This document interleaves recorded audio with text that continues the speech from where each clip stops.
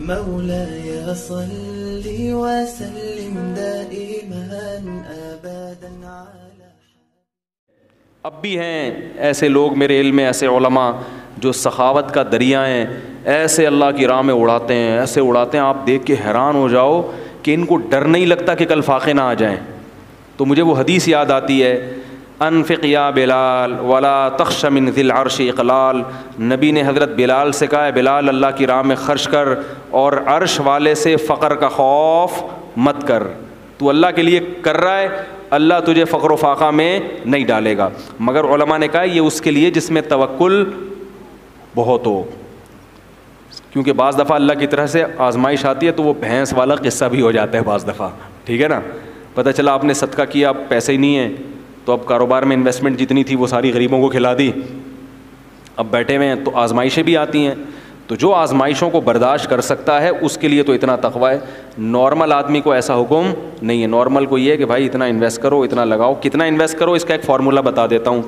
علماء کہتے ہیں آپ کی جو تنخواہ ہے نا، 1 سال کی تنخواہ آپ اسٹور کر لیں پہلے سے ایڈوانس میں، تاکہ آج اگر جاب چلی گئی تو 1 سال تک آپ کے جاب تلاش کرنے کا آپ کو موقع ملے، اور اس دوران آپ کیا کریں؟ بولو بھائی. خاص مثال 1 لاکھ اگر کسی کی تنخواہ ہے تو 12 لاکھ وہ جمع کر کے اسلامی بینک میں یا کہیں بھی کوئی پلاٹ لے کے ڈال دے. سمجھ میں آ رہی ہے بات؟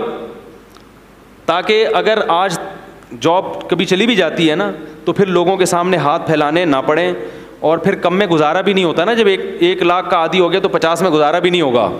عادت خراب ہو جاتی ہے نا. اپنی نہیں ہو تو بیگم بچے ماریں گے پکڑ کے، بولیں گے وہ برگر کھلا رہا تھا ابھی پاپے پہ لے آیا ہمیں، وہ نہیں کھائیں گے پھر. تو 1 سال کا کیا کر لو؟ اسٹور، یعنی پہلے سے محفوظ کر لو. اتنا توکل، یعنی اتنا توکل بھی اس زمانے میں ٹھیک نہیں ہے کہ بالکل 1 روپیہ بھی نہ جمع کرو. اور علماء کہتے ہیں 1 سال سے زیادہ جمع کرنا یہ توکل کے خلاف ہے. اس کا مطلب سارا اپنا ہی پہ نظر ہے، اللہ پہ نظر بالکل بھی نہیں ہے. تو اعتدال کا راستہ یہی ہے، 1 سال کی تنخواہ اور یہ پھر جتنی آ رہی ہے نا اسے بچاؤ نہیں، پھر کھاؤ بھی اور کھلاؤ بھی. صدقات و خیرات بھی کرو، خود بھی کھاؤ، دیسی گھی میں پراٹھے بنا کے کھاؤ، دیسی گھی میں کھانا بنا کے کھاؤ. یہ نہ بولا کرو پیسے ہی نہیں ہیں. بیان کرنا آسان ہے دیسی گھی پر، اور دیسی گھی کے مشورے دینا آسان ہے، جب خرید کے لاؤ تو پتہ چلتا ہے. میں جن لوگوں کو مشورے دیتا ہوں نا دیسی گھی کے، ان کے 1-1 کروڑ کے پلاٹ ہیں بیریا ٹاؤن میں. نہیں آ رہی بات سمجھ؟ اور میرا ایک بالش کا بھی پلاٹ